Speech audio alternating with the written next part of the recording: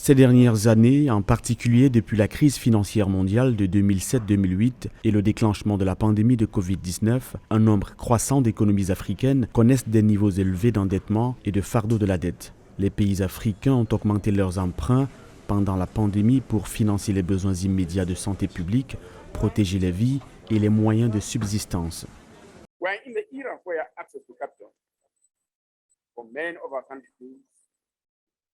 Nous sommes à une époque où l'accès au capital pour bon nombre de nos pays devient de plus en plus difficile et une fois accessible, il est coûteux.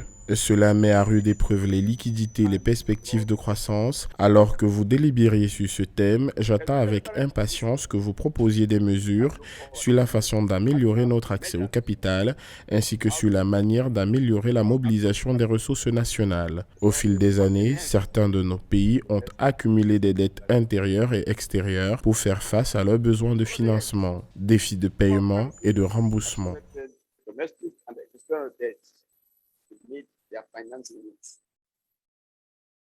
La situation de la dette en Afrique est désormais aggravée par le conflit russo-ukrainien qui compromet la viabilité de la dette dans les pays africains. Alors que les taux d'intérêt mondiaux augmentent pour lutter contre la hausse de l'inflation, les paiements du service de la dette des pays africains sont susceptibles d'augmenter, entraînant des défauts de paiement. En conséquence, les gouvernements africains ont engagé les principaux créanciers pour qu'ils prolongent l'allègement et la restructuration de la dette.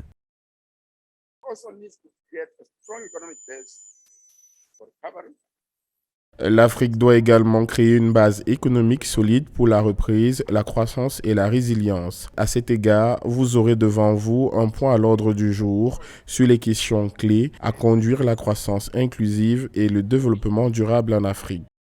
Encore une fois, je vous recommande de soutenir ce programme qui est envisagé de figurer parmi les programmes et projets phares du prochain plan décennal de mise en œuvre de l'agenda 2063 de l'Union africaine.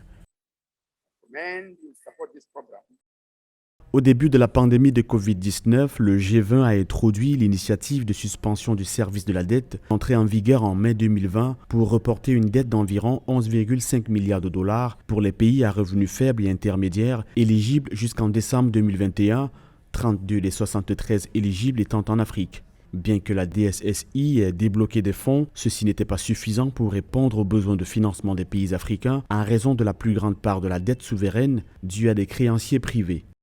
I am therefore hopeful that the items on the agenda for this conference are very J'espère donc que les points à l'ordre du jour de cette conférence sont très pertinents pour relever les défis auxquels le continent est confronté.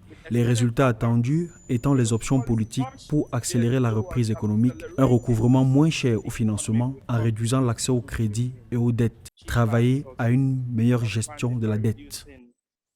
the influence of existing credit raters, a proper debt management. Pour les experts présents à Lusaka, l'aggravation de la situation de la dette associée à un appétit croissant pour les prêts non concessionnels appelle le comité technique spécialisé sur la finance 2022 à délibérer sur cette question de toute urgence.